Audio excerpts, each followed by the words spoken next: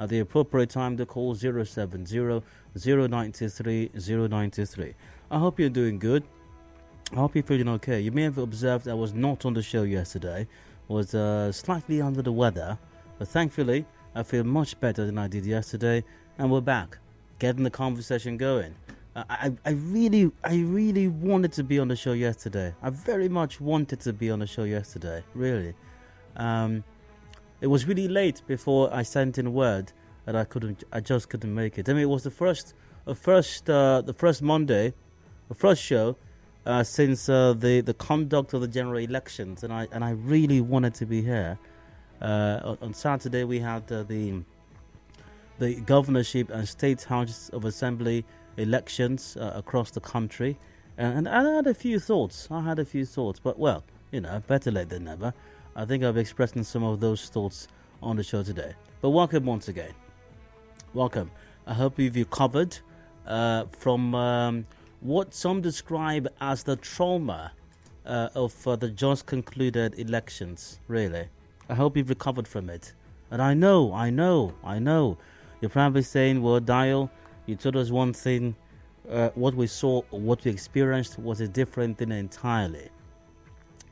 Now, I have a few things to say about that, and I'll leave it till today's rant before I express my thoughts on that. And I respond to these allegations. And some of those allegations or these sayings, these comments came in even after the presidential and National Assembly elections. Dial, you said one thing.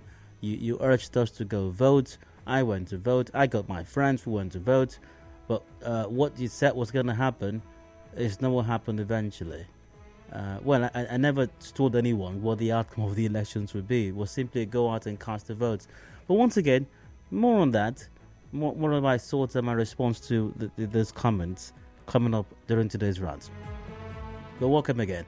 A few thoughts, or rather, how about a preview of what to expect on the show today? What's to be discussed? I've got side comments coming up shortly, random stories, random thoughts not to be discussed now, and I have a round coming up later on. My thoughts on some issue. I'd like to get your take on that all the way to 4 p.m. At 4, we've got business news coming up, and discussions continue right after that. Speaking of which, starting with this one. What's that one? Who will negotiate for Tukur Mamu? Who's going to do that? Remember him? Remember Tukur Mamu? I don't know if you do. The negotiator, for the victims of the Abuja Kaduna train, kidnapped victims. Well, here's a story from the cable. Tukur Mamu arraigned for terrorism financing. Tukur Mamu, publisher of Desert Herald, has been arraigned on a 10-count charge bordering on alleged terrorism financing. Mamu was arraigned on Tuesday by the office of the Attorney General of the Federation before a federal high court in Abuja. The accused, however, pleaded not guilty to all the count and denied having allegiance to the terrorist. Mamu is alleged to have received $120,000 as ransom payment on behalf of the Boko Haram terrorist group. Monies were said to have been received from families of hostages kidnapped during the Abuja-Kaduna train attack. He was also accused of exchanging voice note communications relating to the hostages with one Babadamu, a Boko Haram spokesperson. The federal government also tagged the $300,000 found in Mamu's possession after his arrest as terrorist funds.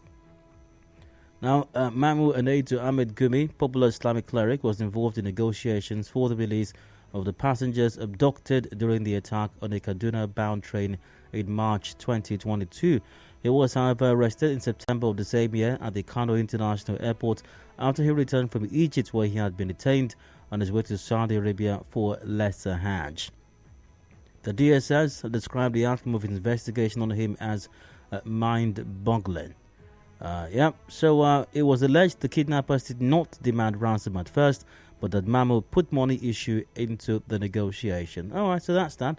We'll discuss this in the 4 o'clock hour. I'll be asking you, was it right to let Tukur Mamu carry out the negotiations in the first place? I'd like to get your take on that.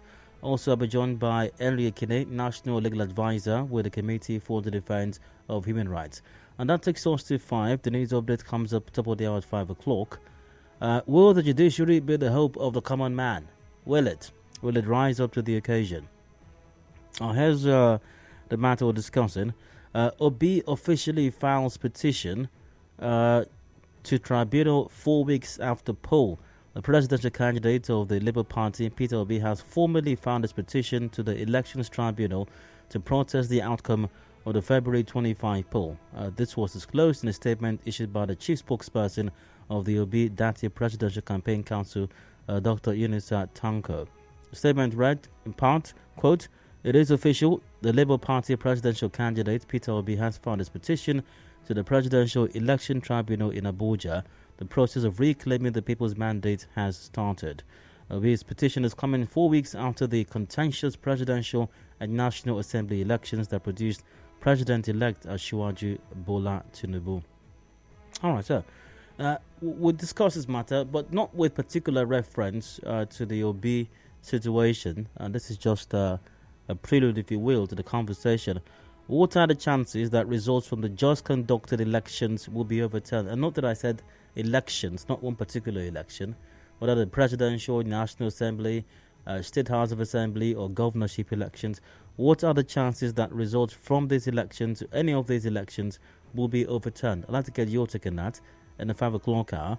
Also, I'll be speaking with Barrister Richard Wokocha, Associate Professor of Public Law at the Rivers State University. What purpose do election petitions tribunals serve? Under the final court in the matter, what would an elections petitions tribunal require to overturn the result of an election? These and other related matters we'll look at in the 5 o'clock hour. But I'll be asking you once again, what are the chances results from the just conducted elections will be overturned? Let's get your take on that in the 5 o'clock hour. After the updates, headlines at 5:30 p.m. The major news comes up double the hour at 6. And the review of all of these matters comes back after that during the open season segment, all the way till about 7 o'clock when we wrap up the show for today. The sports gang are in for extra time, from the 7 o'clock mark. That's a preview of today's show. Do join in, of course, as the show progresses.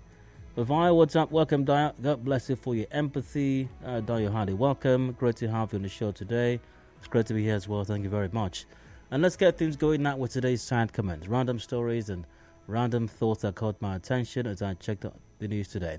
Spokesperson of the APC in Rivers State, Darlington Waju, has called on the international bodies and civil society organizations to prevail on the Rivers State Police Command to unconditionally release members of his party who were arrested in the build-up to the 2023 elections. And Waju accused the police of aiding opposition parties to victimize APC candidates in the state. He also called on the IG police to ensure that adequate sanctions are meted on erring police officers. And let's take a listen to what the party spokesperson had to say. I think it's the APC. The APC spokesperson in Rivers State had to say on the matter. We wish to call on the European Union Election Monitoring and Observation Mission in Rivers State, civil society organizations, the National Human Rights Commission, all lovers of democracy in Rivers State and even beyond, to call the police authority in Rivers State to order and immediately demand for unconditional release of all members, stakeholders of the APC, including some of our candidates who were injuriously arrested just to aid the opposition to gain victory over the APC in Rivers State. Now, anywhere injustice is done, it should be corrected. Anywhere injustice is done, justice should be served. It doesn't matter who the person is. Whether a member of the good people of Rivers State, the GPRS, or good people of Nigeria, or politicians, or so-called honorables and excellencies. It doesn't matter. Injustice should never be allowed in whatever scenario or context, whoever's involved. Because injury to one is injury to all. However, it always amazes me. I never cease to be amazed whenever, Nigerian politicians are on the receiving end of some act of injustice or an alleged act of injustice. And then they start calling on the international community. Wherever I call on the international community, come and see. You should come and see what's happening, what they are doing. I mean, what is the European Union or the European Union's observers going to do? I mean, what leverage do they have over the Nigeria Police Force or the Rivers State Police Command for that matter? What is the international community going to do for you? I mean, whatever it is that's wrong with Nigeria today was brought on this country by the political class. Whatever is wrong, whether it's the dysfunctions in the police and the basically the dysfunctions that characterize just about every system in Nigeria, it is the political class who brought about it, who have made it what it is today. The dysfunctions, everything that's wrong with this country was primarily brought on by the political class. So whenever they are on the receiving end, either real or imagined, it's amazing how they keep calling on the international community. The international community. Come and help us. Come and see us. Come on. When you were there, did you make it better? When your party was ruling, when things, what did you do? When you're given the opportunity, how do you improve the systems? You mess the system even more. You use the system to witch hunt your real or perceived opponents or enemies. And then when you are in the opposition and the same tool is used against you, the same weapons you unleashed on people a while back, when it's unleashed against you, then we start calling on the international community. Let the international community come and see you.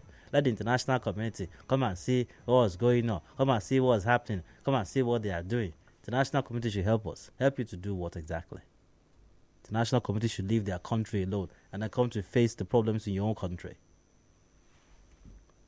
All right, I've got a commercial break coming up now. I'll return shortly with the rest of today's side comments. Please stay with us.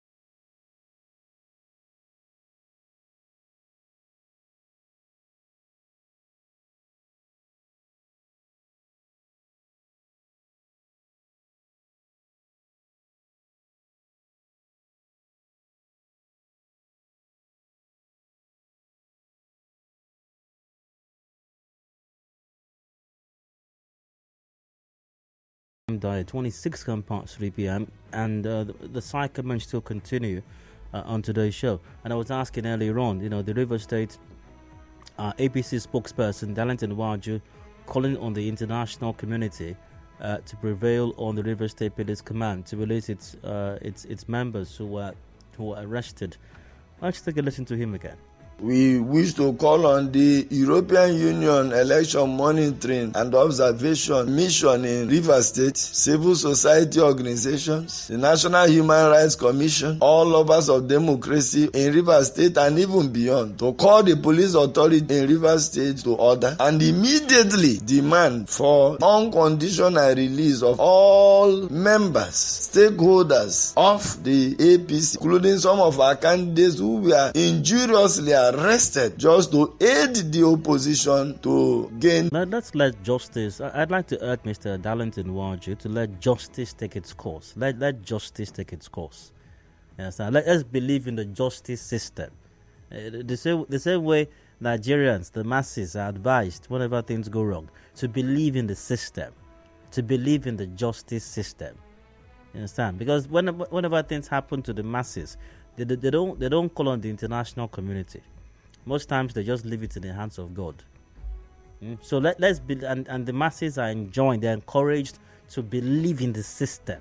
That the wheel of justice may grind slowly, but it grinds. It grinds. Let's believe in the system. Let's believe in our judiciary. Let's believe in justice. Let's believe in it. So I want to prevail on Mr. Darlington Nwaju as well, and as members of his party who, well, he deems were arrested illegally, to believe in the system. Believe in the system. Believe in justice. Justice will be served. The will of justice may grant slowly, but believe in it. Justice will come. Let them remain there and chill. Let justice. They shouldn't be in a hurry. The justice will be served in this matter. Justice will be served. Because the masses don't have international community to call on.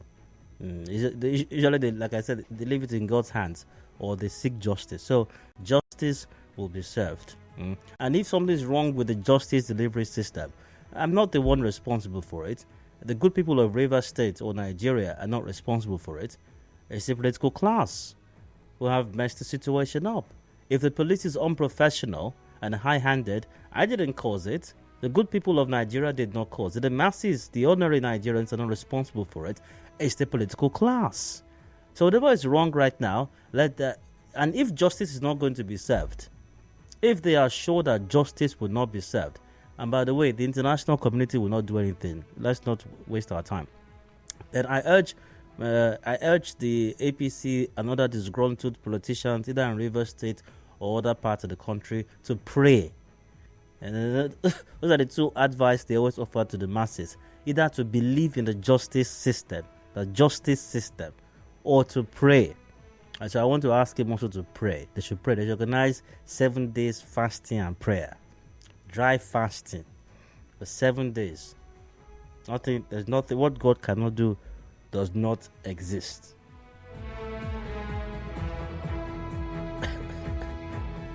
Got a message here via Dara, good day. The will of justice is still grinding pepper. All right. Dara, you're too much. I sometimes wonder why you're from this part of the world. Your side comment on Nigerian politicians so succinct. I wonder the business of international communities and Nigeria's problems caused by these same politicians. I can get it. Nonsense. Kundayo Moses from Rumokwashi sent that in. So if international community does not come, which they will not, by the way, and justice is not served, let's pray. Let's organize prayer sessions and leave it in God's hands. The same way the masses have been leaving things in God's hands all this while. Let's leave it in God's hands. Also, from the news earlier on, the family of late taxi driver Simeon Ihuarula, who died after an altercation with an official of the River State Task Force at the Rumokoro Axis Open Market, said they are yet to get any response from the state government 1 week after his death. An interviewed our correspondent, brother to the late driver, Emeka Ibe, said no word has been heard from either the state or local government authorities. Let's take a listen to what the brother to the deceased had to say on this situation. 2 days ago, they called me and said that nothing for them to eat. And myself, nothing I'm doing to back them up. And I have not have any good response from me. I've not got assurance yet anyone.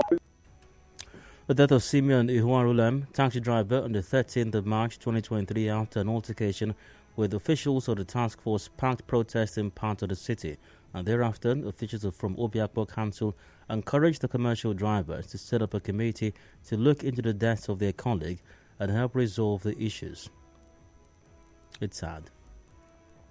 It's sad indeed. Because yet again, River State government task force officials killed somebody else. And I don't get it. I don't understand how governments who claim that they are is for the people, they are about the people love them, and they love the people also. The people are in love with them. The people love them more than they love themselves, more than they love even their families or their mothers or their fathers or their children. And they also love the people so much. How is it that the same people whom you claim to love can suffer this kind of injustice, and about a week afterwards there's been no word from the state government? Nothing. Deafening silence. Nothing. 1 week after, no word. Reportedly, the Obiakpo Local Government Council asked them to set up a committee. I don't know if it is a standing committee or a steering committee. Which one is it? Can Obiakpo Council please clarify? This committee they have set up, is it a 7-man standing committee or a 14-man steering committee? Which one is it? And what purpose is this committee supposed to serve exactly? If anyone's supposed to set up a committee at all to investigate this matter and chart a way forward, it should be government. Not asking the driver to set up a committee to do what exactly? To do what? Because even most times when government sets up a committee, it means we are doing nothing. Now you ask the drivers, you don't need to set up a committee. To accomplish what precisely? Mr. President set up a 14-man steering committee recently to tackle the petrol situation. What has happened with it? How many committees do you want to count in this country? And yet to ask drivers to set up a committee because somebody has been killed. What exactly is this committee to determine? Whether or not the man is dead?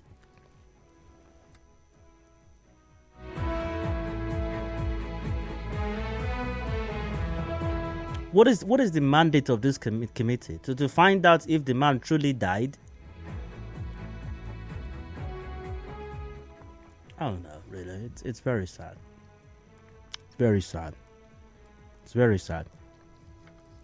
But these are the same people that when something is going wrong with the politicians, with the excellencies, with the honorables, they will call on the people to stand up, rise up for democracy, rise up and defend democracy. They should stand up and wear their gyms and defend democracy. Defend democracy.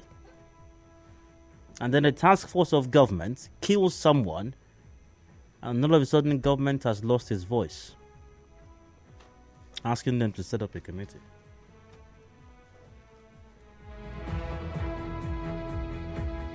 It's most unfortunate indeed. Very quite sad. I wish the family the very best. The family of the late Simeon Ihuarulam. Maybe if he had died in some other state, they would have got something. Maybe if Simeon Ihuarulam was a security agent, maybe with the police or with the army or navy or air force, maybe his family will get 10 or 20 million naira by now or soon. I don't know if they'll get anything. I don't know if the government will even respond at all. I have no idea. But the family can seek justice. They can seek justice. You can speak to civil society organizations, Committee for the Defense of Human Rights. We have River State civil society organizations. You can speak to them. There's FIDA as well. You can speak to them also. And try to get help somewhere you can. And I wish you the very best.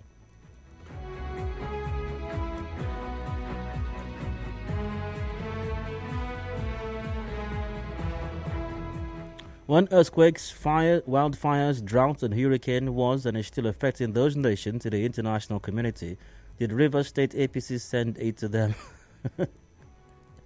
Add some text.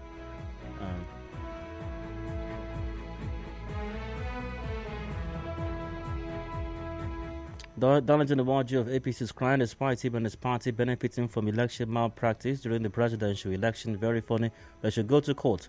And after court, wait on God. We will have sense by force in this country. That's from Bob. Welcome, to White People Committee. That's from Michael. Okay, for the drivers, I suppose. Good afternoon. Clarkson Bernard goes, I'm enjoying your advice to the spokesperson and in turn seconding it.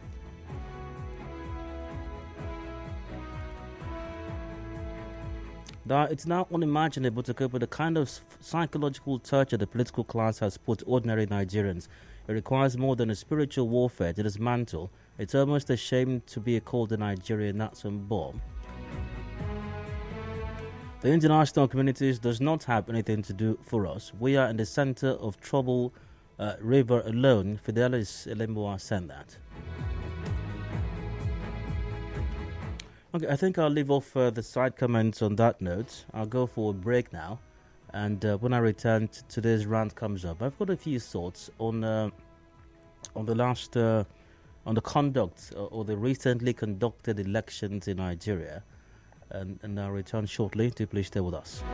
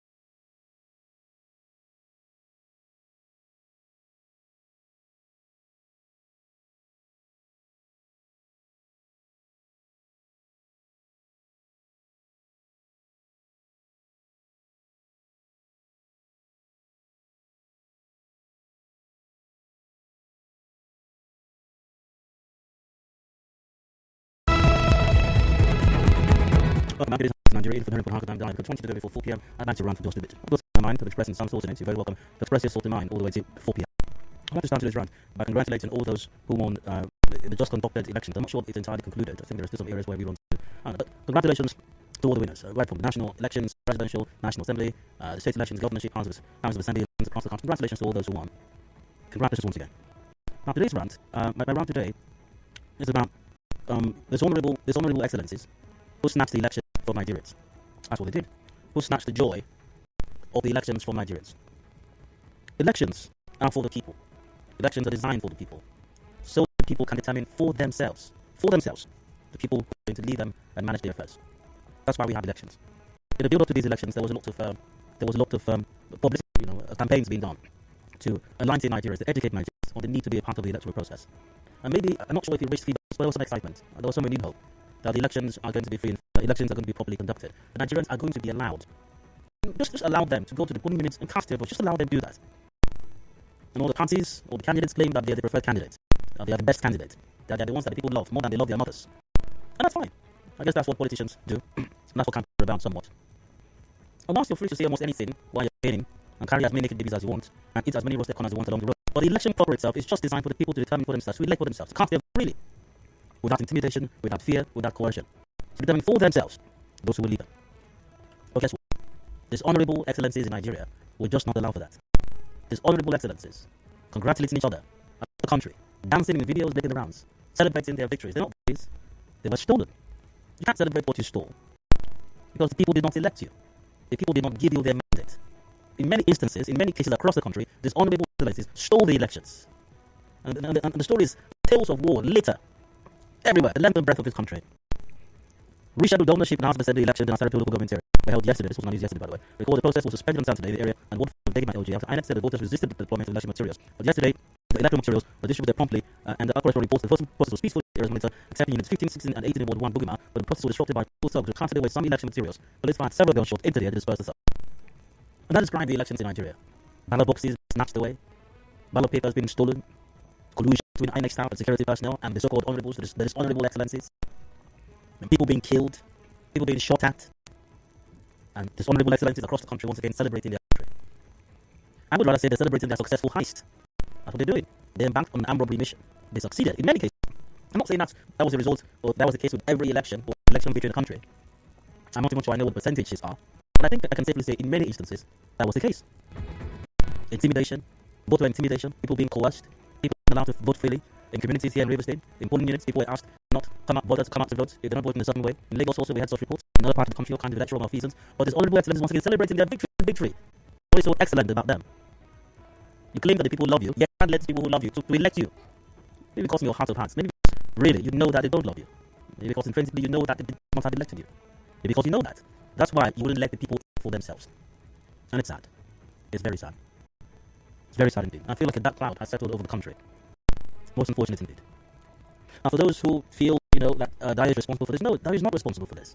And you would hold me responsible or accountable for this is beyond me, really. I asked you to go out, cast your votes, and save your country. Not Federal Republic of Daya. Federal Republic of Nigeria. Your country.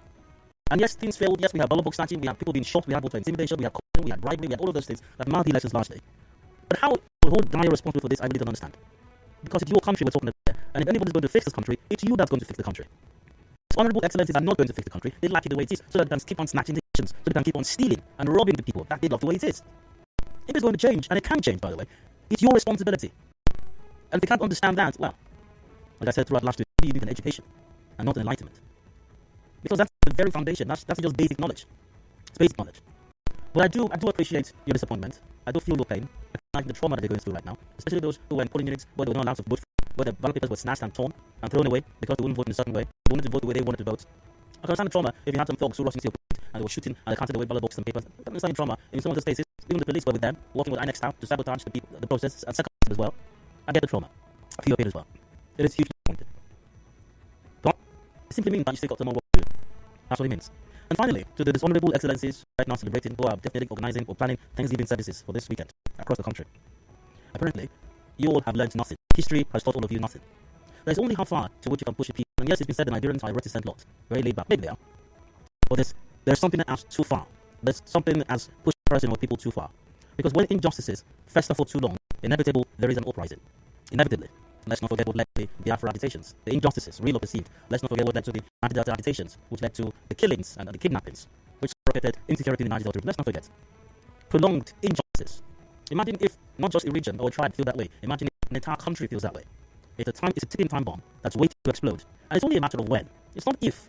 It's inevitable. It's only a matter of when it's going to happen. Continue. Like I said, Dishonourable Excellencies do not learn from history. But it's a shame, really. It's a shame. On that note, I end around. Thanks for listening to Wimbo. Let's get your take. Line call 070-0963-0963, 070-0963-0963. Live on Facebook.com/Nigeria Info Period. On Twitter as well, at Nigeria Info Period. Let's get to keep it brief and straight to the point. And put it down. So turn off your radio set as well. It's expedient to do so, else we can't have a conversation. Hello, welcome to this call. Yeah, good afternoon. Hello, go ahead. My name is Walker Christian, from Port Harcourt. Go ahead. Yes, I'm on the program. I was today. Sincerely speaking, my brother, what is happening in this country? You know, these international bodies that are watching to see when we will start fighting and killing each other so that they will come out with relief and possibly bring us and everything set for us. It is really unfortunate. Do you know that in presidential election, I waited from morning till night, I refused to come in our unit. During election of a governorship election, one of them gave me that our election was done somewhere in somebody's house. Because there is a unit, we have 39 people in that unit, and they know they are in a non-obedient zone where automatically is obedient people. Why? That one is done. On the election day of governorship, we voted out of 39 people in our unit. Voter turnout was so low, 45 registered. And that 45 registered, Labour was only presented and destroyed everything. We were asking them to document, sign, and post it. Lo and behold, while we were still telling them that the remaining materials should be destroyed so that it will not be used for manipulation. These PDP agents came before us with police and INEC. All of them had the same, not as well. People were questioning them. Oh, how do you know they're PDP agents? How do you know they're PDP agents? Really unfortunate. And people will be celebrating election and we know that there is no election, nobody elected them. So I don't know what will be the outcome of this whole thing because at the end of the day, we'll have governors and presidents that people did not elect.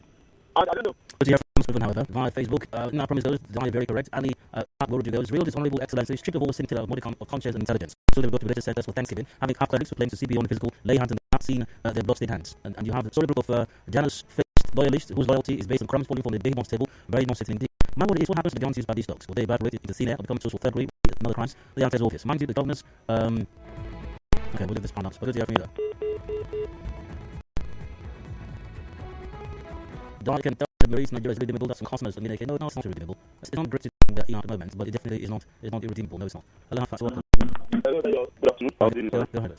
I'm Emmanuel. I'm calling from Modibo. Go ahead. Yeah. What I have to say about the election that happened. For me, there's nothing like election. What we have was election. And I left my house very, very early in the morning by 5 o'clock to go and vote. I queued and I voted. Which I've never voted in my life, but because of the hope they promised us, I voted. The votes. In my unit, unit 8 was 8. Labour was having 311 votes, while ADC was having and PDP were having 2. At the end of the day, so many units there, that is how the election went. The Labour went throughout. But I'm so shocked and surprised. They now say that the APC won this side of the this. And the only I don't ever think I will vote again in my life. And I'm part of those who have destroyed their voter card because I know that voters have made us know that the PVC is useless. You understand? So there's nothing like election in Nigeria, except they go back to the old sphere. Maybe we have they bring the international community, as you say, international community, or to bring people from outside to come and conduct election for us. Because let it this way, I don't think there's no hope. Even the judiciary, I don't even think that is what they have been bought over. Understand? So we are just like that. We have the way to hope we have. So, but there's no problem. Life goes on. No problem. Be contributed for voting, not only accreditation from Luala. Just 1 week of political education, enlightenment. Yet it was not enough to wake up the dead spirit of the masses on February 25 December. February 25, debacle by INEC. The outcome of Saturday's election intends to prove the masses were right by ignoring to vote. All over the country was a sham with threat and terror kill. Now I understand the true meaning of being on ground. Being on ground simply means thuggery machinery. We become when he forces himself or herself on the people, it's tantamount to rape. He forces himself on the people without their consent, and the consequences are dire. And the word of the wise man, democracy is about winning the people, not winning the election. You kill, make, destroy your own people just to serve them. What's the way to serve? All the way to serve. We become a disgrace in the nations. Watching international media is so shameful.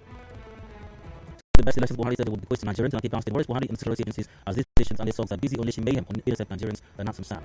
I ignore those who are accusing me falsely. We all know the people who are responsible for what's happened at the polls. That's some beauty. Diet Don P. I just want to say big to you, man. Fashion Block did not reveal this to you. Your counselor on political class now seeking speedy justice is so scriptural and most appropriate in the person's second class. The golden rule laid down by Lord Jesus Christ says, do others as you would know them do unto you. I hereby join you in the good people of Nigeria to empathize with them, praying that the king of justice they, the political class, have put in place should be visited speedily on them and in multiple years. Dial, it's a shame, a big shame. And they know in dedicating the so-called victory to God and thanking God as well. What's narrated? I believe justice will prevail and doing practical them, Debbie Samuel, that's it. Well, that's the one I can take for now. This is coming shortly. More on this during the open season segment after 6 p.m. news when we review all the matters on the show today. After the news, I was joined by NAPA National Legal Advisor with the CBA as we discussed. Tukur Mamu, arraigned for terrorism finance. Remember him, Tukur Mamu was the one who negotiated the release of their voice after the train kidnapped victims. More on that, memory time, please stay with us. Politics, business, lifestyle, economy.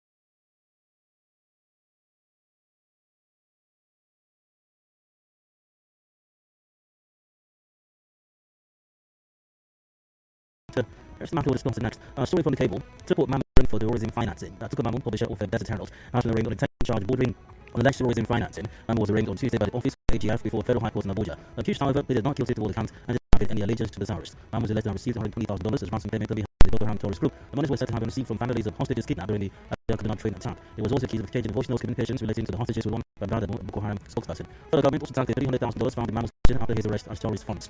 Now, Mamu, an aide to Ahmed Bimi, a popular star, was involved in negotiations for the release of the passengers abducted during the attack on the Kaduna-bound train in March 2022. He was, however, arrested in September of the same year at the Kano International Airport. He returned from Egypt, where he had been detained on his way to Saudi Arabia for the lesser Hajj. The DSS described the outcome of his investigation of him as mind-boggling. The DSS said Mamu betrayed the federal government during negotiations for the release of the abductees. It was alleged. The kidnappers in Mamu put money issue into the negotiation. All right, that's well, there are other versions of this. I may talk to some of those versions as well in the course of this discussion. But now you, what's it right to let